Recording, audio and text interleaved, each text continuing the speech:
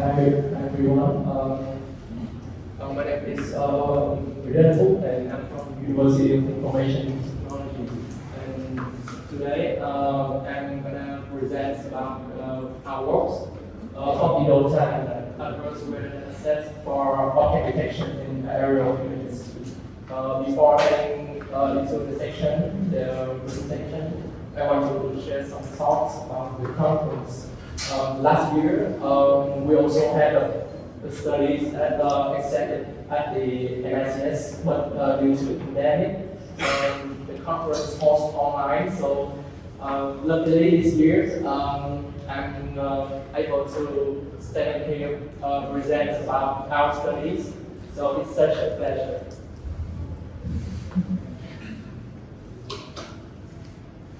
And our works consist of 5 sections. And let us get into the introduction. Okay.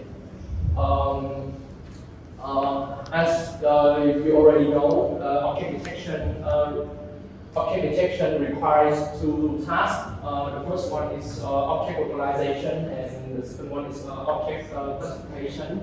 And as we already know that the original object detection represents the instance by the horizontal body box.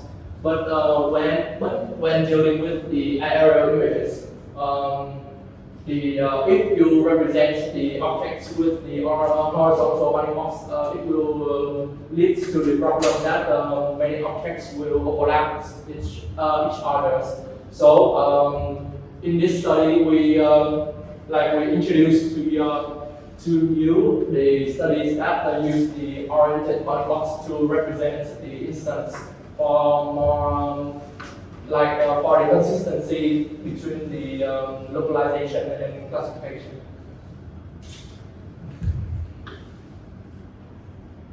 And about the object detection, the oriented object detection. If we train our model with the perfect training data, on the aerial view, you train the models with the data in the clear weather dataset. Your model will likely to perform worse in the foggy scene. Yeah. So in this study, we introduced a well-designed Foggy-DOTA dataset for dealing with the oriented object detection as well as the object detection. And we re-implemented the free SOTA S2N-graded and row transformer to give an in-depth analysis about the dataset's challenge. So let's get into the Foggy-DOTA dataset. Foggy-DOTA originates from the original DOTA dataset, and it consists of 2,806 images, high quality images, and it consists of 15 classes, which like the normal classes like helicopter, planes, small vehicle, launch vehicle, and tennis courts, and it mostly taken from Europe. The dataset originates from Europe. And how can we transform the original dataset to the Foggy-DOTA dataset? If we consider the ways, there are 2 ways to do it. The first one is tuning the density of the color density of the pixel. It will transform the original dataset to the Foggy dataset by transform the value of the pixel. And the second way is to use the generative adversarial network. But we also consider the second one, the second way, because using the GAN will lead to the inconsistent between objects, like it may be blurred and maybe obscured by some factors. Yeah. And here is the statistical data about the each classes on the training set and the validation test. And as we can see that the small vehicle and ship accounts for the most. So this dataset pose a imbalance dataset. And we experiment it on three state-of-the-art model on oriented object detection. Oriented object detection is different from the object detection, the normal object detection, because it's used the different encoder and the decoder. But like we know that on the original object detection we have the YOLO, right? The YOLO is the one stage object detection, and if you can change the encoder and the encoder and the decoder of the YOLO, you can also generate oriented body boxes. But if you use the original object detection method to solve the oriented object detection method, problem, it will lead to the problems of objects not represented clearly. So it might need some components to enhance the accuracy. So the SQANet will solve the problem. It is a one-stage object detection method and use the here the authors, the original paper authors, they proposed the feature alignment model and the oriented object detection model. Also here they propose the alignment convolution layer to separate the features being convolved.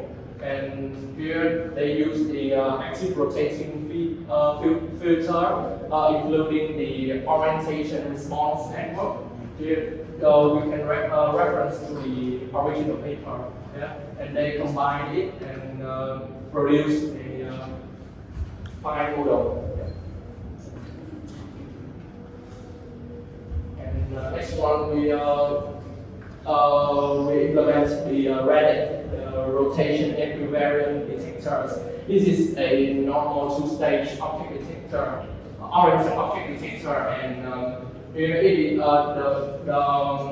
the baseline is based on the faster RCN. But here, after producing the horizontal body box, the authors apply the Roy transformer to encode and decode the oriented body box, and leading to the rotation invariant Roy align. Here in faster RCN they use the Roy align, but here they use the rotation invariant Roy align. They modify it a little bit, and here and hence the result is significantly improved. This is the RCN head, the normal RCN head.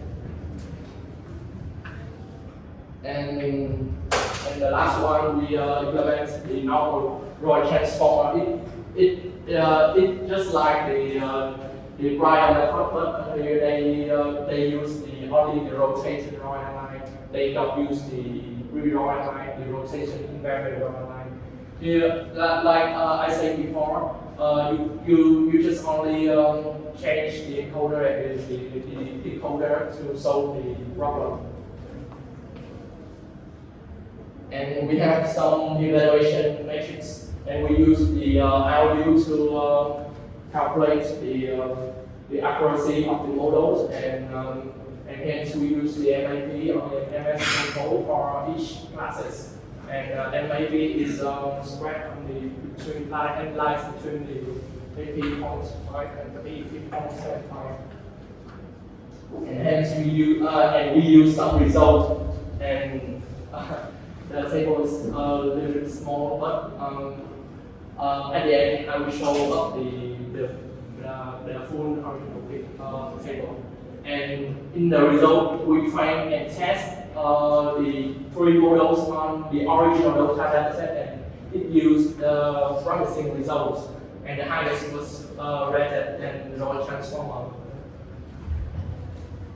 And we also And we train and test on the we train the model on the original data and test it on the Foggy-DOTA. And yeah, if we use if this is the general case of not having the Foggy dataset and we train the models with the two perfect dataset, and it will lead to the decline of the MAP. Like as we can see that this is the original images of models trained on data and test on data, and if we use the models trained on data and test on data, we test the Foggy-DOTA, it will miss some of the objects because it being blurred and obscured by the fog scene. And hence we train and test on the Foggy-DOTA dataset and we use the promising result, and I will show the full table. Here, this is the full table. We train and test on the data, and we train the original data and test on the Foggy-DOTA, and we train and test on the Foggy-DOTA dataset. This is the cases of not having the dataset, the Foggy dataset, and this is the case of we can example two models, the first and the third models, to make the models being flexible for adverse weather images. Yeah. And our conclusion and our contribution is to introduce the 5 Foggy-DOTA dataset for adverse weather oriented for horizontal detection in aerial images. And we experiment many horizontal object detection methods to provide an in-depth analysis of dataset challenges and model structures. As you can, you will wonder why we carry out this work, because in the future, you want to design a dehazing GAN, or want to design the dehazing network structure. You also have a pair of data of the original and the Foggy images, and this is why in our university there are groups of researchers, and they also cite out, they also reference to our works of the dataset, the Foggy dataset for their work. Yeah. Okay. And that's all. And yeah, and in the future we are opening our scope for object detection and generally for object detection and specifically for horizontal object detection. And thanks for your attention.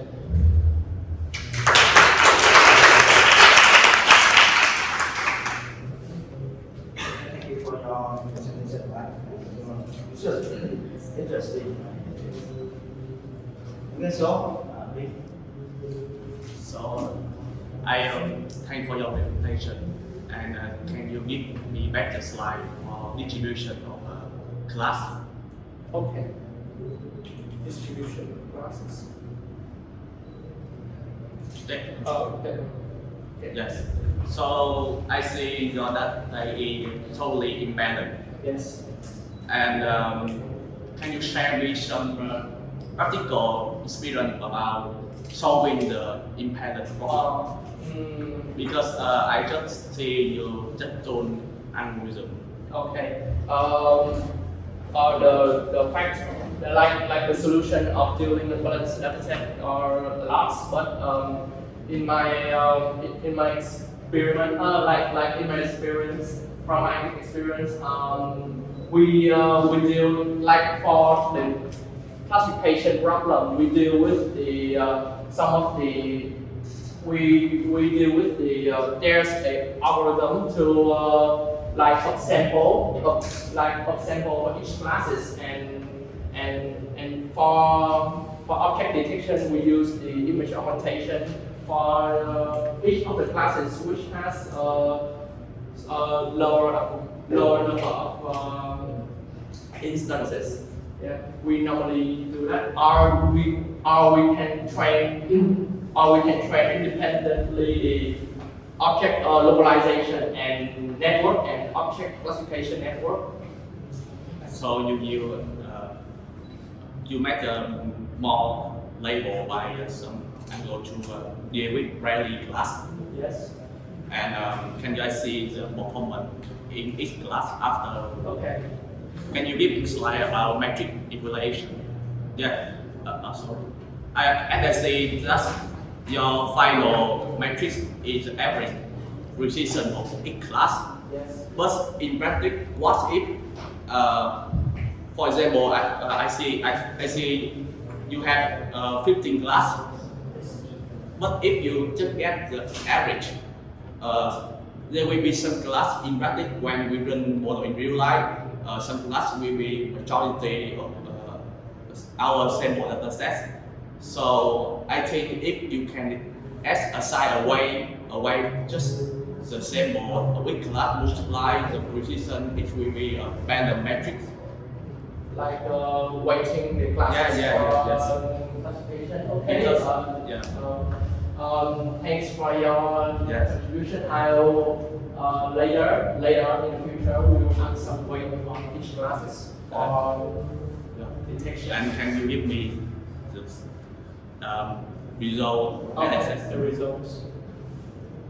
Okay. So I also see the big gap in performance in each class. Yes. So it seems to be your sample method maybe not work well.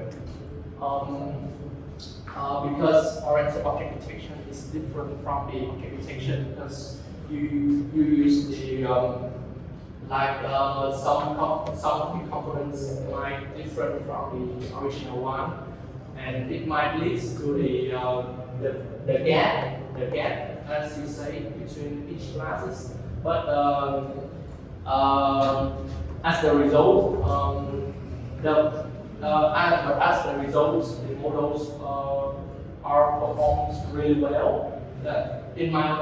From my perspective, it performs really well. And on the original paper of DOTA, they also experiment on some of the object detection, object detection methods, and they use the result around our result. They also the same as it's not the same. It's around the like on the best detector like right there. They also use around the 76.68. It's big because of the dataset. It's not because of our method. Because of the detector. So thanks for it. I am very interested, but I have a recommendation. Before you tune any state-of-the-art algorithm, you can put more effort in how maybe collect more label to deal with embedded, because I think that's a good and a better effective way. Yes, thank you. Thank you very much. Thank you for your presentation. Now, this is really short from my side. Can you go to the example of training the lab and design right? Yes, that's right. Have you ever tried in the process when train the right and read the left? Train the right and predict the left? Yes.